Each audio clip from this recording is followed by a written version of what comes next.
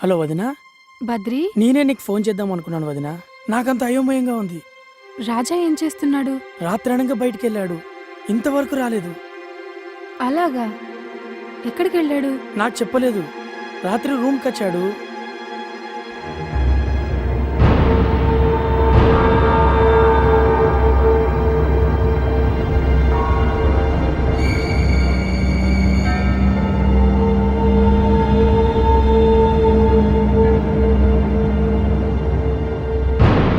అది వదినా జరిగింది. అయితే నువ్వు అర్జెంటుగా డైరీ తీసుకుని గుడికొచ్చేయి, దీక్షితులు గారిని కలుద్దాం. అలాగే, ఇప్పుడే బయలుదేరుతున్నాను. ఇదేనండి ఆ డైరీ.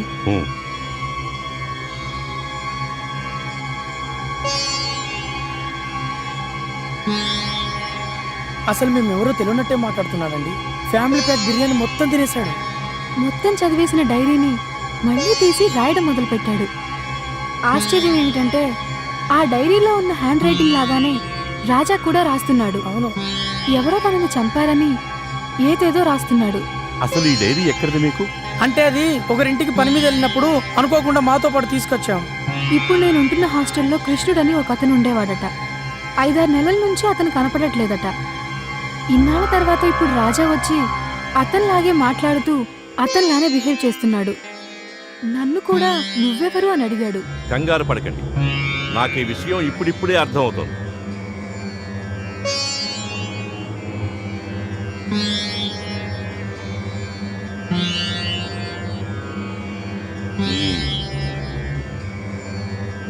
ఆరు నెలల క్రితం కనిపించకుండా పోయిన అతని జాతకాన్ని పరిశీలిస్తే నా అనుమానానికి ఆధారం దొరికింది.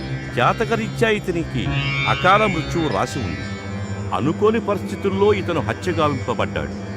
ఇతని మరణానికి కారకుడైన వ్యక్తిపై ప్రతీకారం తీర్చుకోవాలని తగిన సమయం కోసం, సమర్థత కలిగిన శరీరం కోసం వేచి ఉన్నాడు. అదే సమయంలో మన రాజా కనిపించాడు. వెంటనే రాజాలోకి ప్రవేశించాడు. ఇప్పుడు రాజా శరీరంలో కృష్ణుని ఆత్మ ఉంది కాబట్టే అతనికి పరిచయం ఉన్న వ్యక్తుల్ని పలకరిస్తున్నాడు. మిమ్మల్ని పట్టించుకోలేదు. ఆత్మ అంటే రాజా ఇక మమ్మల్ని గుర్తుపట్టడా? మామూలు మనిషి కాడా? కంగారు పడుతుంది.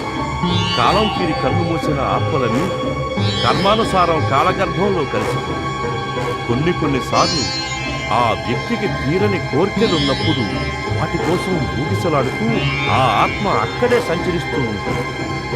మన కథలో కృష్ణుడికి గోపికంటే ఇష్టం. ఆమెను చేరుకోవడమే అతని ప్రధాన లక్ష్యం. అది తీరకుండా అడ్డుపడిన వ్యక్తి కోసమే ఆగిపోయిన ఆత్మ తన కోరిక తీరిపోగానే కాలగర్భంలో కలిసిపోతుంది. హాయ్ అను. ఏంటను, ఏంటలా ఉన్నావు? ఏం ఆలోచిస్తున్నావు? ఏం లేదు. నీకు కృష్ణుడు గుర్తున్నాడా? కృష్ణుడా? ఆయన్ని ఎలా మర్చిపోగలను? నాకు పునర్జన్మనిచ్చినవాడు. నేను ఈ రోజు ఇలా ఉన్నాను అంటే దానికి కారణం ఆయనే కదా. అయినా ఇప్పుడెందుకు అడుగుతున్నావు? అదే రాజా అని మనకి సూపర్ మార్కెట్ నుంచి సరుకులు సప్లై చేస్తున్నాడు. అతను ఉన్నట్టుండి కృష్ణుల్లా బిహేవ్ చేస్తున్నాడు. రాజా అంటే అదే నిన్న నీతో కూడా మాట్లాడాడు. ఆ నా షూటింగ్స్ గురించి, అప్పుడెప్పుడో నేనిచ్చిన స్కాచ్ బాటిల్ గురించి, ఒకటి కాదు నాకు సంబంధించిన అన్ని విషయాలు ఎంత చనువుగా మాట్లాడాడు. అసలిదెలా సాధ్యం? నువ్వు చెప్తుంటే నాకు అనిపిస్తోందను. ఇప్పుడు నేను చేస్తున్న సినిమా కథ కూడా మన కథకి చాలా దగ్గరగా ఉంది. అందులో ఒక హీరో అనుకోకుండా చనిపోయి ఆత్మగా మారి మరో హీరో శరీరంలోకి ప్రవేశిస్తాడు. అప్పుడు రెండో హీరో అచ్చం మొదటి హీరోలాగా బిహేవ్ చేస్తూ ఉంటాడు. ఆత్మ అంటే మన కృష్ణుడు.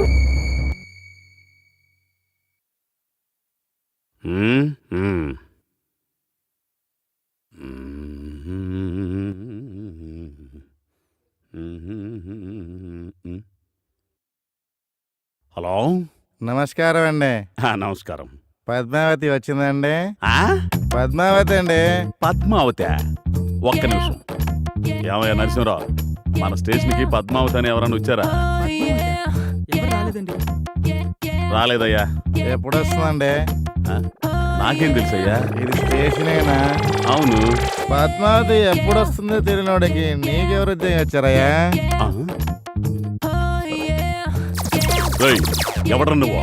Public common man, give respect and take respect. Public common మెన్నా?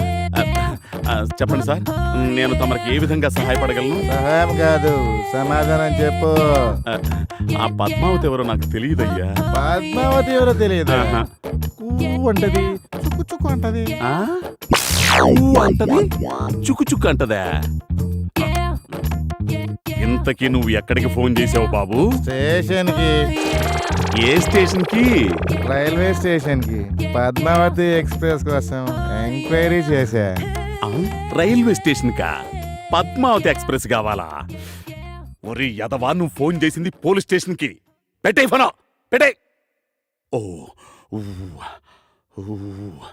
ఇదిగో నరసింహరావు, ఈడెవడో బురద నీసాడయా, హీట్ ఎక్కిపోయింది. కూల్ డ్రింక్ ఏమన్నా అలాగే తీసా? సార్. ఓ షబ్బో.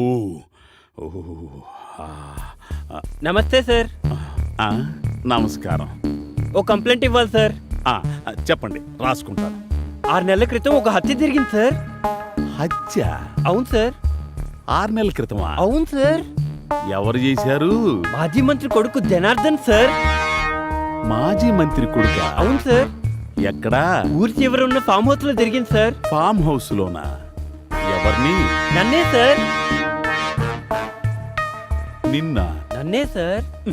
నిన్ను హత్య చేయటం ఏంట్రా? నువ్వు బాగానే ఉండవుగా. నన్నంటే ఈ నన్ను కాదు సార్, లోపలున్న నేను. లోపల నేను, బయట నేను.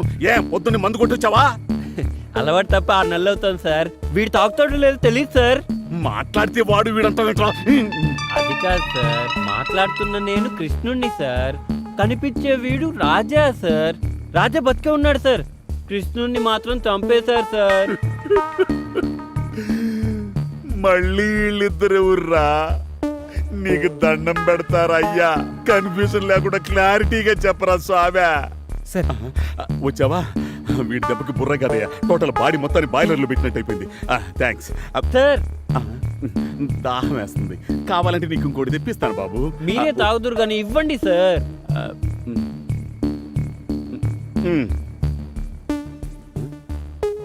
ఇదేంటి సార్? ఏంటయ్యా నీ ఉద్దేశం? ఇదేంటో తెలియకుండానే ఎస్ఐ అయ్యానంటావా? చెప్పండి సార్. గ్లాసు.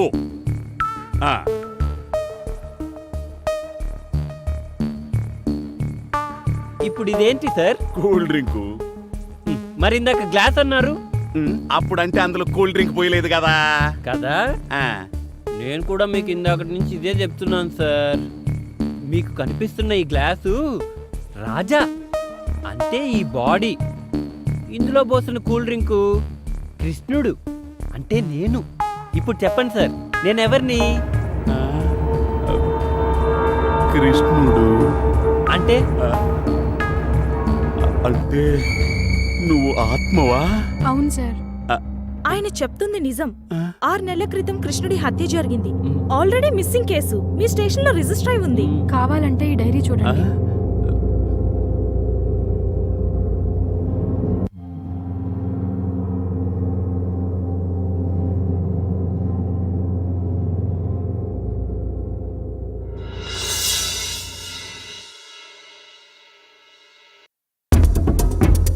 సార్ సార్, నన్ను అక్కడ చంపి ఇక్కడే సార్ పాతిపెట్టింది.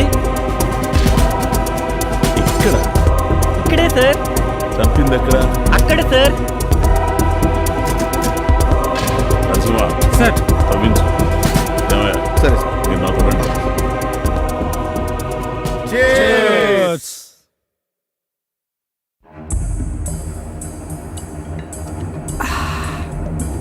అదేంది భయ్యా, మా అందరికి ఫారెన్ సరుకు పోసి నువ్వేమో చీప్ లెక్కర తాగుతున్నావు, ఆవకాయ నాకుతున్నావు.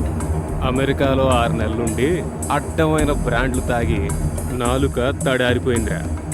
ఇప్పుడు నికార్సైన నాటు సరుకు తగలగానే నాలుగుతో పాటు నరాలన్నీ జువ్వుమంటున్నాయిరా.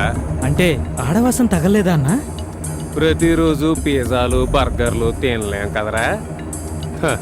అందుకే ఆవకాయ ముక్క కోసం ఆంధ్ర సుక్క కోసం పాకలో పక్క కోసం పరిగెత్తుకొచ్చానురా. पापा मैं कंपनी को फोन करो बोलते क्या ना సి సీపులు ఇక్కడ తాగాను కదా అని ఎంగిలి ముక్క తింటాననుకున్నావురా? సమస్య లేదు. మందైనా మగువైనా సీలోపెన్ చేయందే సిప్పు కూడా చేయనురా. నీ గురించి నాకు తెలియదా అన్న? అందుకేగా అమెరికాలో 6 నెలల నుండి వచ్చినావు. చత్ నీ అబ్బా సెటైరారా? అబ్బా అది కాదన్నా, ఇంతకుముందు హాస్టల్ నుంచి చిలుకలు వచ్చి షిఫ్ట్ డ్యూటీ చేసేవి కదన్నా. మధ్యలో వాడెవడో అడ్డు రాకపోతే ఎప్పటికీ ఈ ఫామ్ హౌస్ అన్న రెస్ట్ హౌస్ లానే ఉండేది కదన్నా. అందుకే కదరా అడ్డొచ్చిన నా కొడుకుని అడ్డంగా పాతి పెట్టింది. రేయ్ ఎవరొచ్చారో చూడు. ఓకే అన్న.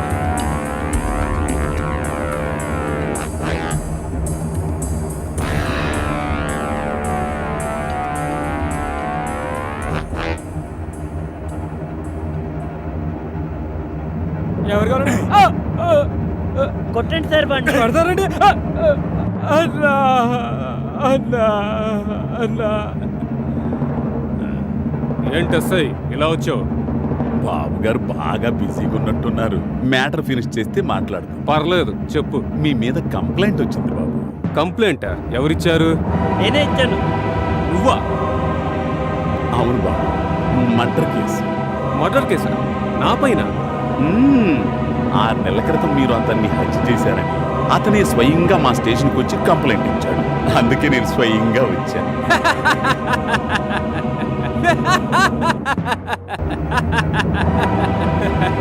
మందు తాగుతున్నది మేమా మీరా? అయినా బతికినోడే సచ్చానని చెప్తుంటే మెంటల్ హాస్పిటల్కి తీసుకెళ్లాల్సింది పోయి మా ఫామ్ హౌస్కి తీసుకొచ్చారేంటి? మీరు చెబుతుంది కరెక్టే బాబు, కానీ ఈ బాబు చెప్పేదానికి సాక్ష్యాలు ఉన్నాయి. సాక్ష్యాలా? ఏంటది? 6 నెలల క్రితం మీరు కృష్ణుడనే ఒక వ్యక్తిని హత్య చేశారు. ఆ విషయాన్ని కృష్ణుడే వచ్చి స్వయంగా తన డైరీలో రాసుకున్నాడు. ఏం మాట్లాడుతున్నారు మీరు? ఎక్కడైనా చనిపోయిన వాడు నన్ను పలానా వాడు చంపాడని మళ్ళీ వచ్చి డైరీ రాస్తాడా? డైరీలో మాత్రమే రాసుకోలేదు బాబు, తమరు మర్డర్ చేసి పాతిపెట్టిన ప్లేస్ కూడా చూపించాడు. ఆల్రెడీ మా వాళ్ళు అక్కడ తవ్వడం ఎక్స్ట్రా అన్నీ ఫినిష్ అయిపోయాయి. నా పర్మిషన్ లేకుండా నా ప్లేస్లో ఎలా తవ్వుతారు? అయినా నేనెవరో తెలుసా మీకు? తెలుసు బాబు, మాజీ మంత్రివర్యులు గారి బాబు అనే సంగతి తెలుసు, యువజన నాయకులన్న సంగతి తెలుసు. అన్ని పర్మిషన్లతోనే తమర్ని అరెస్ట్ చేయడానికి వచ్చాను బాబు. మాకు ఇబ్బంది కలిగించకుండా మాతో వచ్చేస్తే మర్యాదగా ఉంటుంది బాబు. నేను రాను. మా లాయర్ వచ్చి మాట్లాడతాడు. మీరు రావద్దు బాబు, మా వాళ్లే మర్యాదగా తీసుకెళ్తారు. సార్ బాబుని మర్యాదగా తీసుకురండిరా. రాను. నేను రాను. టచ్ చేస్తాను. నేను రాను. వదులు.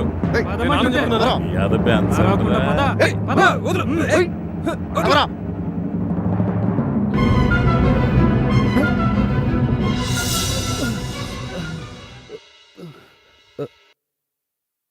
అనుగారు, భద్రి అన్నా ఏంట్రా మనం ఇక్కడున్నావు? ఏం లేదు, చిన్న పనుండి ఇక్కడికి వచ్చాం. ఆ విషయాలన్నీ నేను నీకు తర్వాత చెప్తాను, పద.